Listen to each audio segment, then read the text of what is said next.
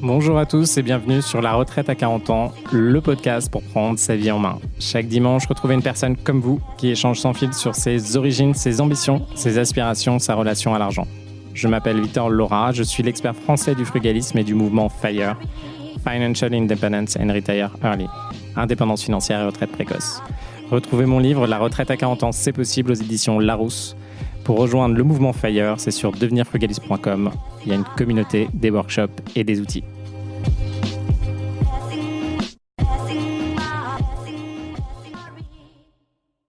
Bonjour à tous et bienvenue dans un nouvel épisode de La Retraite à 40 ans. Aujourd'hui, petit épisode sur vendre ou acheter. Qu'est-ce qu'il faut faire en fonction de sa stratégie ? Alors, ça concerne ceux qui ont grosso modo avancé au fur et à mesure du temps. Je pense que je vous ferai un dossier beaucoup plus poussé dans la newsletter Fire France, vous pouvez retrouver sur Substack, où je vais vraiment détailler en fait avec des calculs l'ensemble de la stratégie, mais je vais vous donner un petit peu mon point de vue aujourd'hui. Ce qu'il faut retenir, alors c'est assez particulier, mais généralement quand on commence dans sa vie d'investisseur, au tout début, et surtout quand on part sur du locatif, généralement quand on fait du locatif, c'est qu'on est plus ancré sur se protéger, avoir des rentes qui viennent de l'immobilier. Donc on se rappelle, l'objectif final, et c'est assez dur de l'intégrer, en fait on gagne en maturité. L'objectif final, c'est quand même d'avoir une rente tous les mois et que sa rente soit le plus sécurisée possible par rapport au risque qu'on veut avoir. Et que cette rente, si possible, alors déjà, premier truc, c'est d'avoir cette rente, donc d'avoir en revenu passif ou en semi-passif 1000, 2000, 3000, 5000 euros ou 10 000 euros en fonction de ce dont vous avez besoin. Premier objectif, c'est d'avoir cette rente le plus rapidement possible en fonction de vos capacités. Lorsqu'on regarde ça, on sait très bien la bourse, en fonction de votre point de départ en bourse, il faut quand même des montants conséquents investis où il faut mettre beaucoup d'argent de côté, j'avais déjà fait plusieurs épisodes dessus, mais en gros en bourse il faut avoir 600 000, 1 million, 2, 3 millions d'euros pour que ça puisse tourner et avoir notre rente. Du coup si on commence de zéro aujourd'hui, on peut effectivement mettre de l'argent de côté en bourse, soit on a la faculté de gagner beaucoup, donc par exemple vous faites du freelance, du solopreneur et vous pouvez investir chaque mois 15 000 euros de côté pour quand 3-5 ans vous arriviez à atteindre votre stade et en fait un montant assez conséquent pour pouvoir vous en sortir, mais la majorité d'entre nous ça va pas être ça. La majorité d'entre nous on va chercher des méthodes un peu alternatives, donc il y a déjà cette méthode-là, donc moi je vous encourage à faire ça, c'est très bien, et sinon il y a l'autre méthode de se dire ok, comment je peux aller plus vite, et là on va utiliser l'effet de levier sur l'immobilier pour si possible mettre peu d'apport, voire zéro apport, et assez vite avoir des appartements qui tournent, et non seulement rembourser le capital, mais avoir du cash flow. Donc pourquoi pas, là les meilleurs coups que je fais en ce moment, c'est vraiment du 1000 euros de cash flow pour 250 000 euros d'invest. Ça grosso modo c'est ce que je fais en ce moment, n'hésitez pas à venir dans le programme de coaching, ça vous chauffe pour qu'on en fasse là en ce moment. Et j'en re-signe en fait, j'en re-signe chaque semaine, donc venez et on fait ça et je vous emmène dessus et en gros on règle votre problématique en un an, on vous fait du 2000 euros de cash flow, voire du 4000 si vous êtes vraiment chaud, donc go, on y va là-dessus. La problématique à un moment c'est ok, vous avez fait vos acquisitions, donc déjà il faut régler ce problème là et avoir votre cash flow. Et après, votre situation, de toute façon, sera à réauditer à chaque moment de votre vie. C'est-à-dire qu'en fonction de certains critères, vous allez évoluer. Certains d'entre vous, et je le vois, par exemple, ils ont fait beaucoup d'IMO, mais là, aujourd'hui, ils se disent, OK, j'ai envie de changer de vie, et ils veulent partir, aller habiter. Donc, il y en a un, par exemple, en Israël, il y en a un autre qui voulait à Dubaï, il y en a un autre qui veut aller vers Bali, etc. Et du coup, il y a des personnes qui, malgré le fait qu'ils aient avancé et qu'ils aient des cash flows avec leur immobilier, alors généralement si l'immobilier marche très bien et qu'il n'y a pas trop de problème, ils le gardent. Et sinon, il y a d'autres personnes qui disent ok, je veux tout vendre, je veux partir dans une nouvelle vie, etc. Du coup, ils vendent toute une grande partie de ce qu'ils ont.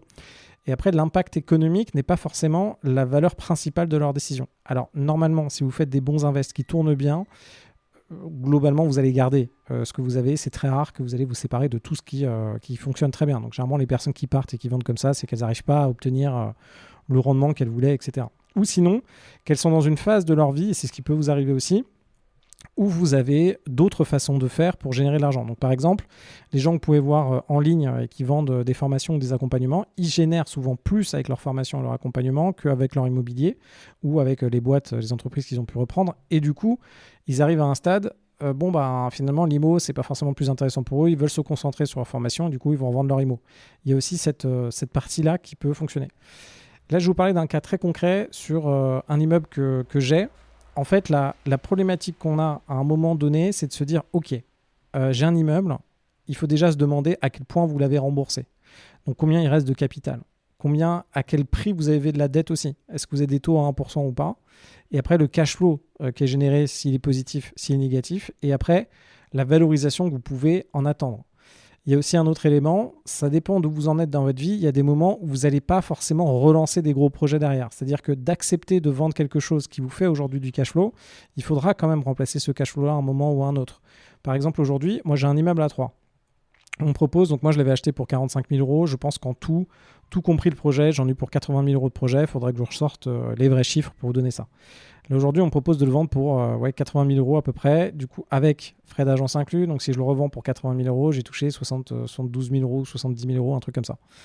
En parallèle, si je le loue aujourd'hui, je peux en avoir du 800 à 900 euros par mois.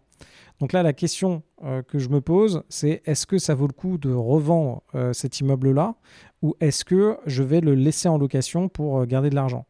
Et quand je regarde cet élément-là, je me dis, OK, là, ça me fait quand même 1 000 euros, presque 1 000 euros de revenus. En cash flow, j'ai quasiment aucune charge sur cet immeuble-là, donc je ne suis pas très très loin. Je dois être peut-être à 700 euros de cash flow tous les mois. Est-ce que ça vaut le coup de le vendre ou est-ce que 700 euros, ça me parle aujourd'hui et je peux garder ces 700 euros supplémentaires tous les mois? Et là, la question, c'est aussi sur le prix de vente quand vous posez cette question-là. C'est de vous dire, OK, aujourd'hui, là, par exemple, si je le vends et je récupère 70 000 euros, 71 000 euros aujourd'hui, est-ce que c'est vraiment pertinent pour moi? Il y a quand même, en fait, dans la façon de progresser, il faut toujours se dire, OK, quelle est ma stratégie? Qu'est-ce que je veux en faire aujourd'hui? Là, cet immeuble était en full gestion, chez Century 21 d'ailleurs.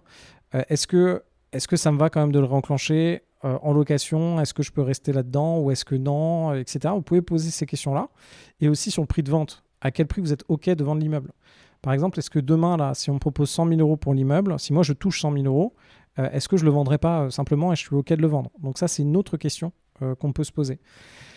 Vous avez la même chose sur des investissements plus grands. En fait, il y a un truc qu'on a du mal à comprendre et pourtant, alors je le répète assez souvent, mais tout le monde est vendeur. En fait, tout le monde est vendeur. On est tous vendeurs de tous nos appartes, on est tous vendeurs de tous nos immeubles, on est tous vendeurs de toutes nos boîtes. Et ça, on a du mal à le comprendre quand on commence parce qu'on se dit, en fait, c'est un petit peu comme quand on commence à faire de l'investissement immo et qu'on se dit, OK, moi, je ne vais pas emprunter sur 25 ans parce que je vais payer, je sais pas, 10-20% de plus d'intérêt que si j'empruntais sur 20 ans ou sur 15 ans. Et on se dit, non, je veux emprunter sur un instant le plus court possible, comme ça, j'ai le moins d'intérêt à rembourser et comme ça, je paye moins à la banque, ça me coûte moins cher d'acheter mon immeuble. Donc, on se dit, OK, j'achète un truc 100 000 euros et je préfère le payer 120 000 avec les intérêts que de le payer 200 000 euros si j'emprunte sur plus longtemps.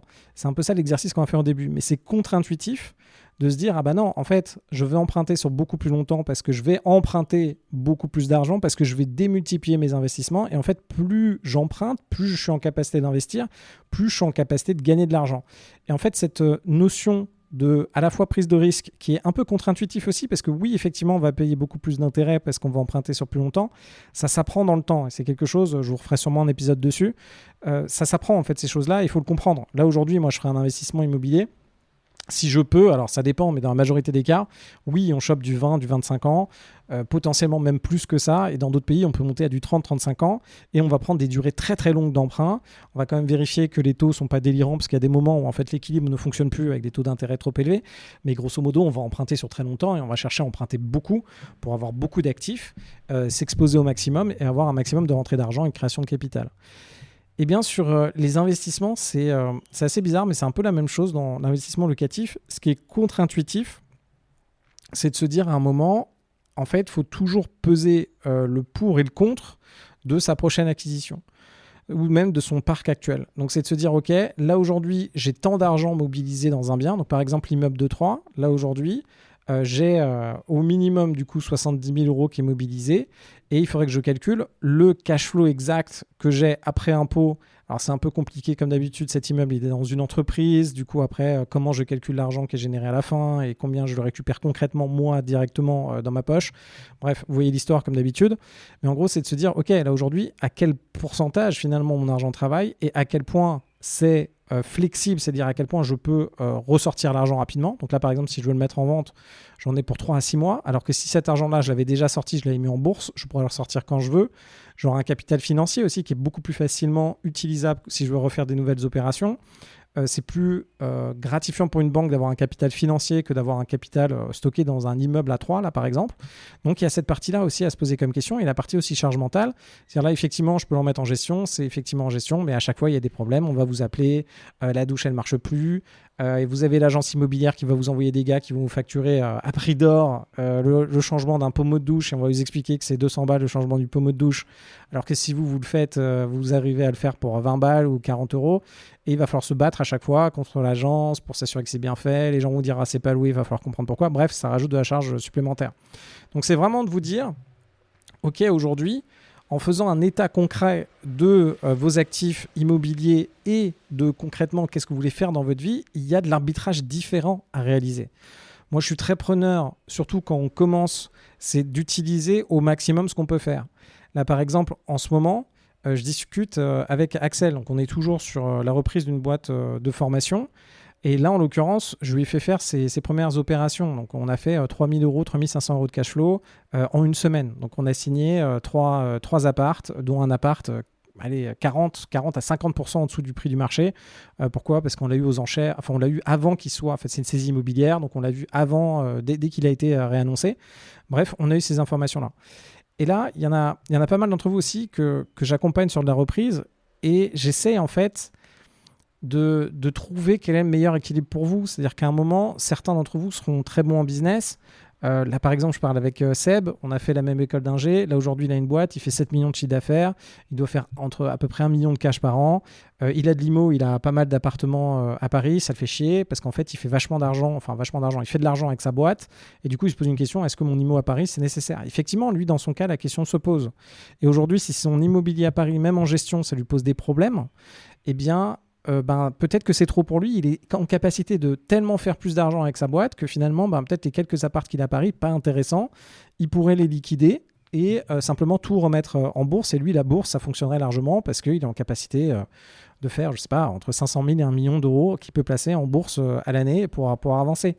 En fait, ça dépend vraiment de là où vous en êtes. Et lui, le stress supplémentaire que lui procure, mais là, il faut réussir à être honnête et bien se connaître, mais le stress que lui procure d'avoir des appartements où il se rend compte que son comptable se plante, c'est exactement ce qu'il m'a dit. Il m'a dit, ouais, Victor, le comptable, là, il n'a pas fait maths sup maths spé, il comprend pas trop les trucs. Moi, je le comprends. Il y a plein d'erreurs à droite à gauche. Les mecs, bon, ils font ce qu'ils peuvent. Pareil dans les agences qui vous racontent des conneries à droite à gauche. Puis, il n'y a personne qui est vraiment commit pour vous sortir les projets. Donc, à un moment, il se dit, bon, qu'est-ce que je fais ? Et effectivement, lui, dans son cas, ce ne sera pas du tout la même stratégie que pour vous. Moi, je pense, encore une fois, à Axel, sur le sujet où on regarde les boîtes à racheter en ce moment. Donc là, il y a cette entreprise qu'on négocie. En même temps, là, pendant que on faisait la négociation de boîte, je dis, écoute, Axel, viens, je te fais faire ton fire en IMO. Tu gagnes 3 500, 4 000 euros par mois. Viens, franchement, tu es au taquet. Ça fait quelques temps que tu regardes des boîtes avec moi.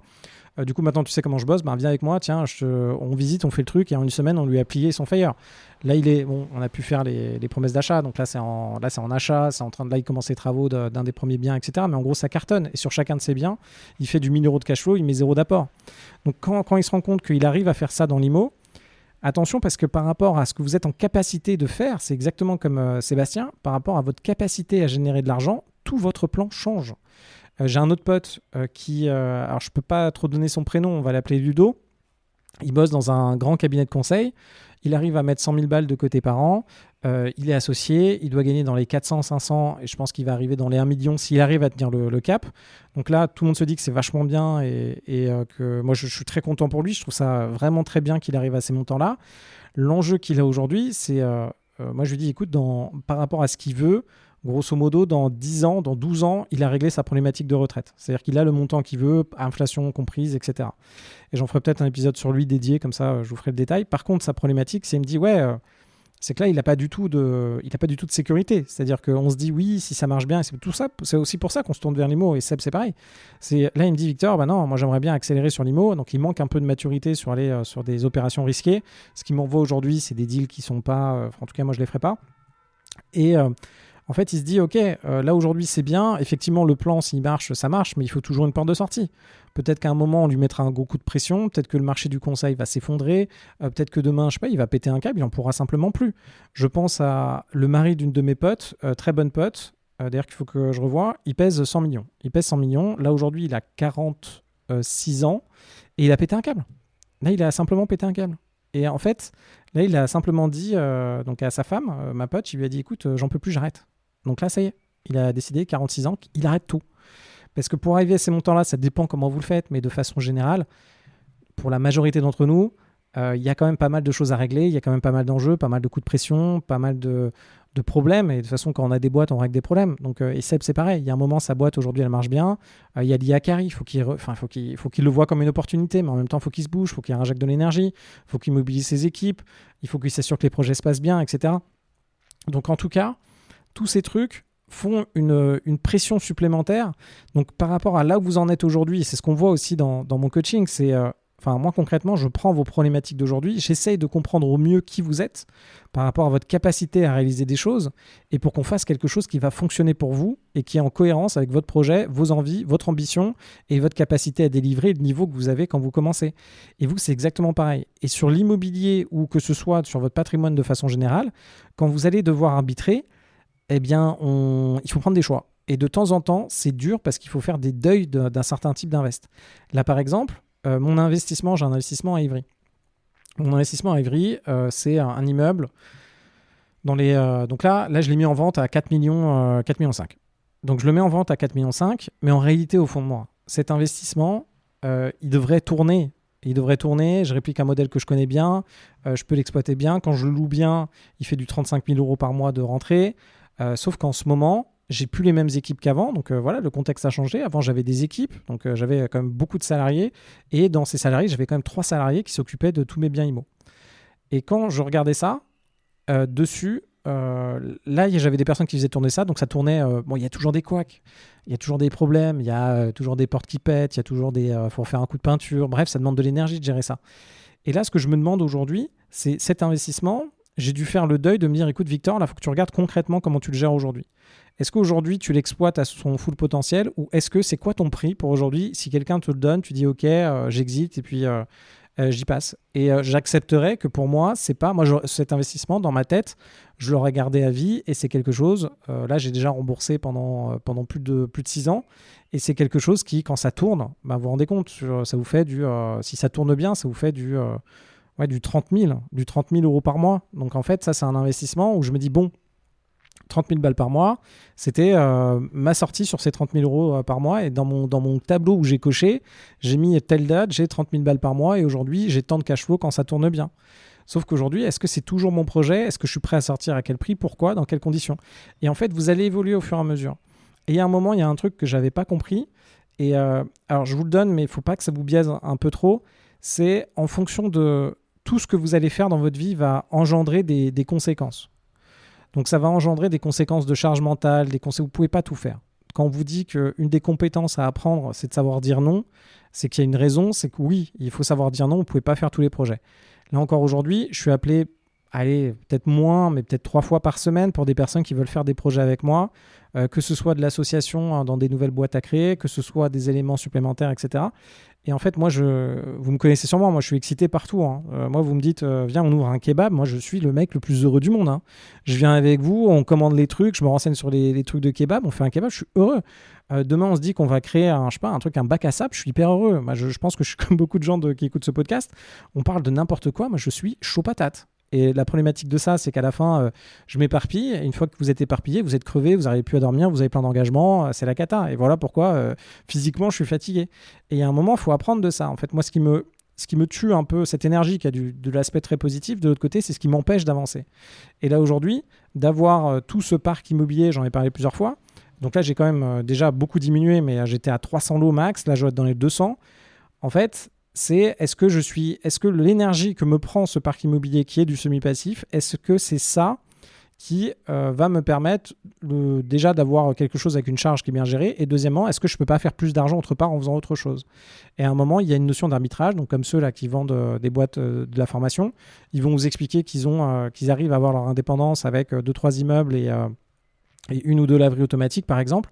Et ils vont dire, OK, on fait 5 ou 10 000 balles par mois. Bon, OK, très bien. Mais en réalité, à côté, ils font 300 000 par mois en vendant des formations. Donc, le sujet n'est plus... ils vont pas s'amuser, ils savent pas forcément faire beaucoup d'IMO et démultiplier. Et c'est pas leur truc. Ils gagnent beaucoup plus en faisant de la formation. Et ils ont raison de bouger sur la formation. Et là, en l'occurrence, moi, je suis quelqu'un d'assez... j'ai du mal à accepter mes échecs et j'ai du mal à lâcher. Et ça, c'est un vrai truc, je pense, d'entrepreneur, peut-être pas très évolué pour le coup.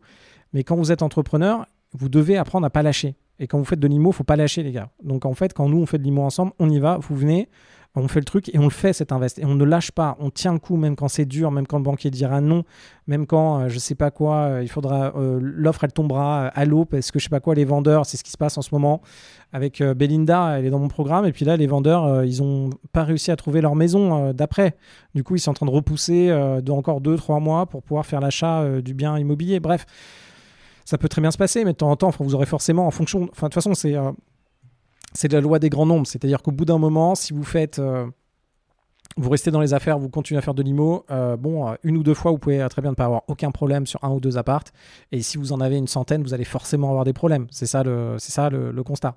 Donc, en gros, là-dessus, ce qu'il faut se dire, c'est... Moi, je reste convaincu que le nerf de la guerre, c'est le plus rapidement possible d'avoir des revenus passifs et de pouvoir regagner la gestion de votre temps. Donc ça, c'est le plus rapidement possible. Si vous êtes vraiment tête brûlée, que vous avez déjà un pied dans le business, vous pouvez déjà défoncer le business. Quasiment rien rapportera plus que le business. Si une fois que vous faites du business, vous arrivez à gagner assez pour avoir un plan clair pour mettre tout votre argent en bourse et que ça vous emmène à avoir une retraite très rapidement, go les guys. Ça, je trouve que c'est imbattable. Enfin, c'est vachement bien. Dans la majorité des cas, en fonction du montant que vous voulez, normalement, ça ne va pas fonctionner. Donc là, il faudra vous leverager l'immobilier. Donc là, il y a plusieurs façons de le faire. Vous le faites vous-même sur des types d'assets qui peuvent vous avancer. Attention, ça vous rajoute quand même de la charge mentale, donc ça risque de taper de l'autre côté sur votre business. Donc ça dépend de votre capacité à développer le business pour pouvoir avancer. Et de l'autre côté, il y a des façons différentes de le faire en investissement immobilier. Pour les gros profils d'entre vous, on peut le faire par association. Vous pouvez m'appeler et je m'associe avec vous. Et en fait, je vous fais le sale boulot de trouver les deals et les gérer derrière. Donc pour ceux qui ont des gros revenus et qui ont des grosses capacités d'emprunt, du moins sur le papier, je peux vous monter à 3, 4, 5 millions et on avance ensemble. Pour les autres, ça reste quand même l'IMO. En fait, il faut avoir un jeu qui est adapté à la difficulté de là où on en est. Et en fait, il y a un truc qui est assez dur, c'est de comprendre qui on est à l'instant donné et de se rendre compte de nos capacités. Je peux vous parler d'un autre truc sur le deuil. Donc, il y avait l'histoire de faire le deuil des investissements et il y a aussi sa faculté à un moment se dire « Ok, voilà où j'en suis dans ma vie, voilà l'énergie que j'ai ». Et moi, c'est un gros truc que je fais en ce moment avec moi-même. J'ai grandement été drivé par de l'énergie et en gros me défoncer dans le game. Là, aujourd'hui, c'est techniquement plus possible. Je suis plus en faculté de me défoncer dans le game et je bute. J'essaie de relancer la machine pour me redéfoncer dans le game. Et en fait, ça marche plus. En fait, la façon que je faisais, ma méthode que j'utilise depuis ces années-là, c'est comme quand j'étais sur le podcast de Delphine Pinon et j'ai dit, OK, mon prochain objectif, c'est 100 millions. Si j'étais en capacité de me défoncer comme avant, ouais, les 100 millions, je le ferais et j'irais et je me poserais pas 36 000 questions et ça avancerait. Sauf qu'aujourd'hui, ça marche pas. Donc, je me rends compte qu'avec les méthodes que j'applique, ça ne fonctionne pas. Est-ce que c'est vraiment ce que je veux, 100 millions? Aujourd'hui, j'en ai strictement rien à carrer des 100 millions. Est-ce que j'en ai plus à carrer de quel est l'équilibre de vie que je veux avoir et quand même un équilibre globalement plutôt sympa pour vivre une vie que moi, j'estime assez cool. Donc, je suis encore là-dedans. Mais le montant d'investissement global, cette compète aux 100 millions ne m'intéresse plus. Par contre, ce qui m'intéresse, c'est de voir quels sont mes points bloquants pour me sentir mieux et surtout avec moins de pression. Et là, en ce moment, je discute avec mon père, donc il a 80 ans, plus de 80 ans. Et là, aujourd'hui, lui, il a construit, donc à côté de sa maison, il a construit tout un espace de formation. Il y a une boîte de formation où il accompagnait, d'ailleurs, il accompagne toujours, des cadres du CAC 40 ou des cadres de grosses boîtes dans le secteur hospitalier, etc. Et là, aujourd'hui, il se retrouve avec un énorme centre. Et en fait, il ne sait pas trop quoi en faire parce que c'est invendable. Donc là, c'est les exemples dont je vous parle. C'est-à-dire vous construisez quelque chose dans un endroit où le prix au mètre carré, c'est 700 € du mètre carré. Mais vous construisez à 2000 € du mètre carré. Grosso modo, c'est ce qu'il a fait. Son truc est invendable. À part des Suisses, je ne vois pas qui pourrait acheter ça. Et deuxièmement, c'est... là, aujourd'hui, il n'a plus l'énergie de... en fait, ça le fait chier. Déjà, il a toujours eu des effectifs pour l'aider à bosser sur ces sujets-là. Ce qui fait que le différentiel est important. C'est-à-dire qu'aujourd'hui, il se retrouve à gérer des choses en direct, alors qu'avant, il y avait toujours des personnes qui travaillaient pour lui. Et aujourd'hui, il se retrouve en direct avec des choses. Il est seul aussi, il a perdu sa femme. Et il a plus de 80 ans. Son énergie, elle est limitée. Et ses envies, gérer son truc pour le mettre en location, etc., et lui faire gagner 1000 balles par mois ou 2000 balles par mois, c'est plus son sujet. Il n'est pas, pour lui, c'est significatif, 1000 ou 2000 euros par mois. Mais le sujet, c'est que lui, ce qu'il a envie, c'est d'être tranquille avec ses chats, ses poules, son jardin, profiter de son café avec ses amis le matin et profiter du soleil. Et c'est ce qu'il veut. Et faire des animations et des coachings avec un rythme auquel il est OK. Et en fait, là, aujourd'hui, il doit faire le deuil de se dire, soit il met de l'énergie et il doit se rendre compte que c'est lui qui accepte de mettre de l'énergie et lui, il choisit de faire le projet, d'exploiter... donc ça, c'est les maisons là qu'il a à côté de chez lui, de le faire d'une certaine manière et c'est à lui de choisir de le faire. Soit à un moment, il se dit ok, là aujourd'hui par rapport à l'énergie que j'ai, le temps que j'ai pas envie de m'embêter avec ça et du coup je ne le fais pas et il y a toujours des solutions. Et vous, c'est exactement la même chose. C'est ce que je voulais vous dire sur est-ce que vous le vendez ou est-ce que vous le gardez en location. Vous êtes toujours flexible par rapport à ce que vous voulez faire. Après, il y a un élément et ça c'est un point intéressant, c'est de vous rappeler aussi. En fait, c'est très très dur d'avoir une vision honnête de soi-même, d'avoir une vision sur ses capacités concrètes à être en faculté de changer sa vie demain. Moi, je suis très moteur et je suis très conscient qu'on est tous en faculté de changer sa vie demain. Moi, ce que je réalise, alors je parle beaucoup de moi, mais bon, d'un point de vue concret, ces dernières années, j'ai quand même évolué sur pas mal de choses, mais j'accomplis plus tant de choses que ça.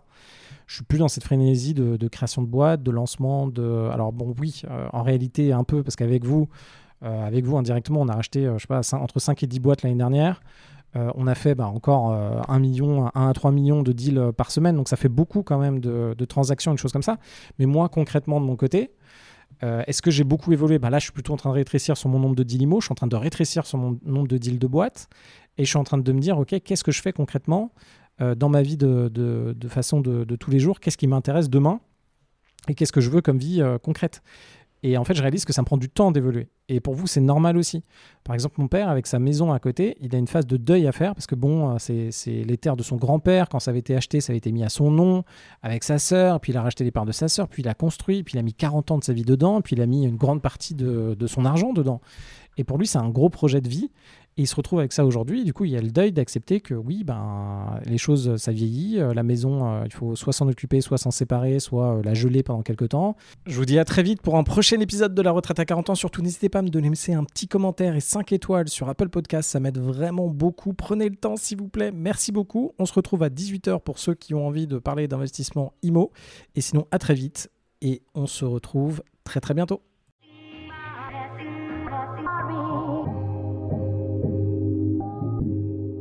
Vous venez d'écouter un épisode de La Retraite à 40 ans. N'hésitez pas à en parler autour de vous, à vous abonner, à rajouter 5 étoiles et à mettre un petit commentaire. Ça nous aide vraiment beaucoup. Pour être informé des nouveautés, rendez-vous sur devenirfrugaliste.com. Une question, je réponds sur LinkedIn, Victor Lora, Lora. Et surtout, n'oubliez pas, vous êtes déjà au top. À très vite.